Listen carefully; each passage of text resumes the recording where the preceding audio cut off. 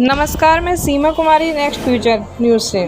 बिना पहचान बताए पालना में छोड़ जाएं। अनचाहे नवजात को सुरक्षित छोड़ने के लिए स्त्री रोग विभाग के समीप एसएन मेडिकल कॉलेज में लगेगा पालना।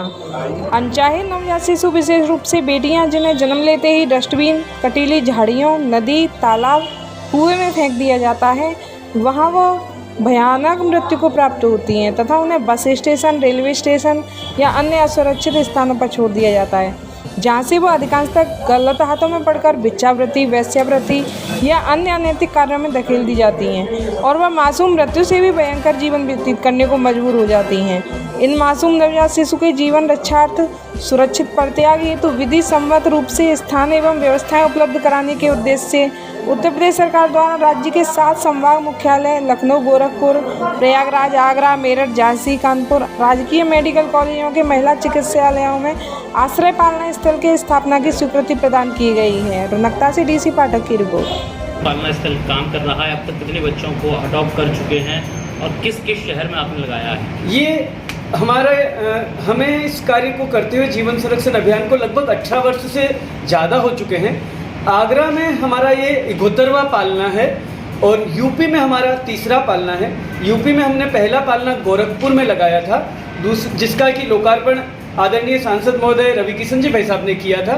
दूसरा पालना हमने मेरठ में लगाया था, जिसका लोकार्पण आदरणीय सांसद महोदय हमारे राजेंद्र जी अग्रवाल साहब ने किया था।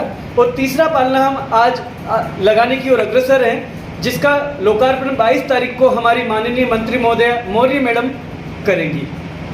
हमारे उत्तर प्रदेश के पालने में भी बच्चों का आना प्रारंभ हो चुका है। गोरखपुर में भी कुछ दिवस पहले ही एक नवजात बच्ची का सुरक्षित परित्याग किया था।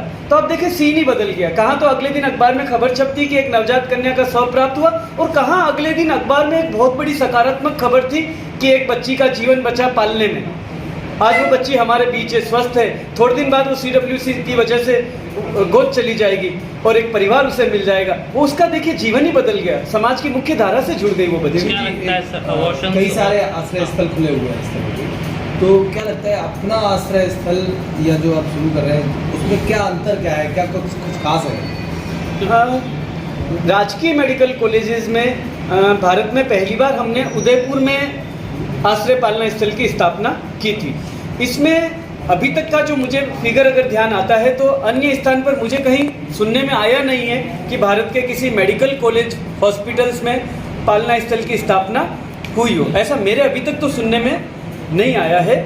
और अगर आप ये पूछते हैं कि इसमें खास क्या है, तो इसमें जो खास बात है कि इसकी ऑपरेशनल कॉस्ट 0 है। ये सेल्फ सस्टेनेबल पालना है। इसमें बहुत हाईटेक मोशन सेंसर लगे हुए हैं जो इंडस्ट्री लेवल के हैं, जिसमें कि बच्चा आने की सूचना अपने आप 2 मिनट प्राप्त होती है, 2 मिनट बाद प्राप्त होती है। तो इसमें 2 SOP निकल कर आई। पहला 2 मिनट बाद, बाकी जहाँ कहीं संस्थाओं के बाहर पालने लगे हैं उसमें उन्हें हाथ से घंटी बजानी पड़ती है और वो तत्काल बजती है। अब वो घंटी बजा के भागेगा तो हो सकता है कि कोई दुर्घटना हो जाए, असुरक्षा का भाव मन में रहता है। तो इसमें पहली SOP की घंटी अपने आप बजती है और दूसरी SOP है कि 2 मिनट बाद बजती है ताकि सुरक्षित वहाँ से छोड़ने वाला जा सके, क्योंकि वो एक मजबूरी में इस कार्य को कर रहा है। मेरा नाम योग गुरु देवेंद्र अग्रवाल है। मैं उदयपुर राजस्थान से हूँ। हमारा जीवन संरक्षण अभियान है, जिसमें वह बच्चे जिन्हें जन्म लेते ही डस्टबिन और झाड़ियों में फेंक दिया जाता है, जहाँ वो अकाल मृत्यु को प्राप्त होते हैं, या वो बच्चे जिन्हें असुरक्षित स्थानों पर छोड़ दिया जाता है और पूरी संभावना है कि वह गलत हाथों में पड़कर उनका जीवन मृत्यु से भी भयावह हो जाए, उन्हें अनैतिक गतिविधियों में धकेल दिया जाता है, जैसे कि भिक्षावृत्ति, वेश्यावृत्ति या अन्य।